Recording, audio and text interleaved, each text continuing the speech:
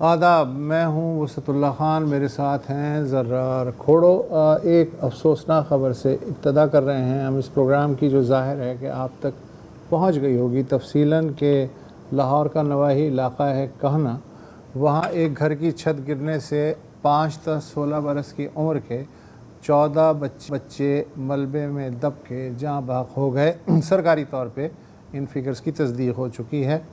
حادثے کے وقت چھت تلے 2 کمرے بطور ٹیوشن سینٹر استعمال ہو رہے تھے اور گھر میں تعمیراتی کام بھی جاری تھا۔ ریسکیو کا کام مکمل ہو گیا ہے، 1122 والے ایسا بتا رہے ہیں۔ وزیر اعلیٰ پنجاب نے رپورٹ طلب کر لی ہے۔ ہمارے ساتھ لاہور سے نامہ نگار وسیم رز موجود ہیں۔ وسیم، ہمیں تو یہ اطلاع ہے کہ 14 جو ہیں وہ بچے جاں بحق ہو گئے، ایک ٹیچر اور جو باقی بچے ہیں وہ زخمی ہوئے ہیں۔ گھر کی جو مالک ہیں اور جو ٹھیکیدار وہاں اس وقت کام کر رہا تھا اس کو حراست میں لیا گیا ہے۔ اس کے علاوہ کوئی فردر ڈیولپمنٹ ہے جو پچھلے 2-4 گھنٹے میں ہوئی ہو؟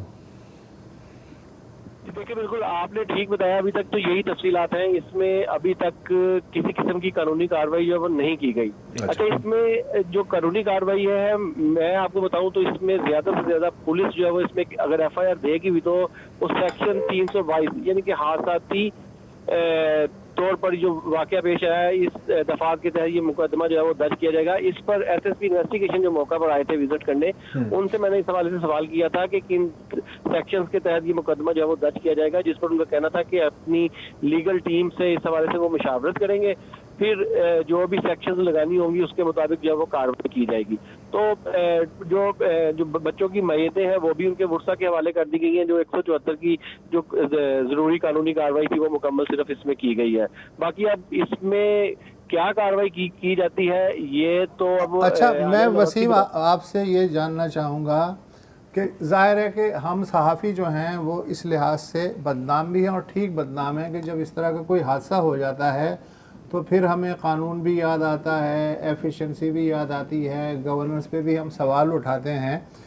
لیکن میرا سوال جو ہے، یہ خبر سنتے ہی میرے ذہن میں یہ آیا کہ یقیناً کاغذوں میں کہیں دبا ہوا کوئی دیمک زدہ ایسا ضابطہ ہوگا جس کے تحت اس طرح کے جو ٹیوشن سینٹرز ہیں یا کوچنگ سینٹرز ہیں ان کو کوئی نہ کوئی افسر یا کوئی نہ کوئی محکمہ ریگولیٹ کرتا ہوگا، یا پریکٹیکلی بغیر اجازت میں بھی کہیں بھی ایسا سینٹر کسی بھی کنڈیشن میں کھول سکتا ہوں؟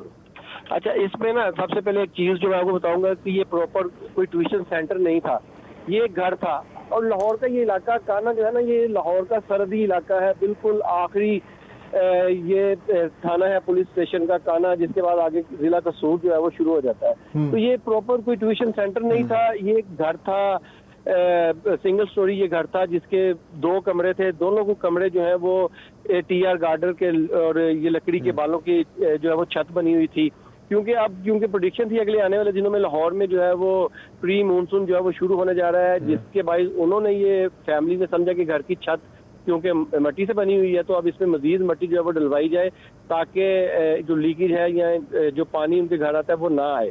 اس میں انہوں نے جو سیفٹی جو انتظامات جو میسر لینے تھے وہ انہوں نے نہیں لیے، اور جو مزدور تھے وہ انہوں نے اپنے گھر میں جو ہے وہ چھت پر مٹی مزید جو ہے وہ ڈلوائی، جو وہ بوجھ برداشت نہ کر سکی اور وہ پھر نیچے زمین بوس ہوگی۔ اور جو بچے تھے، یہ ایک سب سے بڑا جو المیہ ہے یا ان کی جو نیگلیجنس ہے وہ یہ کہ بچوں کی موجودگی میں جو ہے وہ کام کروایا جا رہا تھا۔ اگر انہوں نے گھر میں کام کروانا ہی تھا تو بچوں کو کسی دوسرے کمرے میں یا باہر بٹھا دیتے تو یہ افسوسناک واقعہ جو ہے وہ نہ ہوتا۔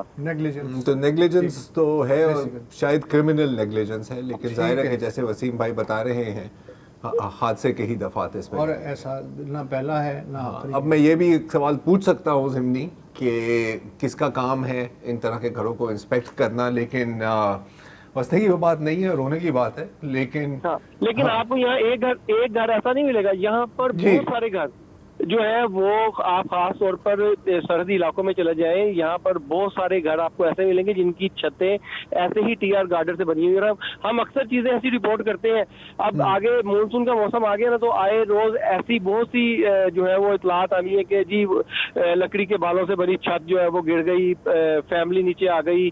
تو یہ چیزیں چلتی رہتی ہیں یہاں پر, لیکن 14 بچے اس واقعے میں, یہ واقعہ تو سانیہ بن گیا نا ایک. بے شک بے شک, آپ کی بات بالکل درست ہے. آپ کبھی بھی کوئی چھوٹا سا کالم کھولو یا چھوٹا ٹکر کرو, اس گھر کی چھت گر گئی, وہاں پر صرف یہ خبر اس لیے بنتی ہے کیونکہ یہاں پر 14 بچے, اور بچے نہ ہوتے تو یہ خبر جو ہے میرا خیال ہے اخبار میں بھی نہ چھپتی.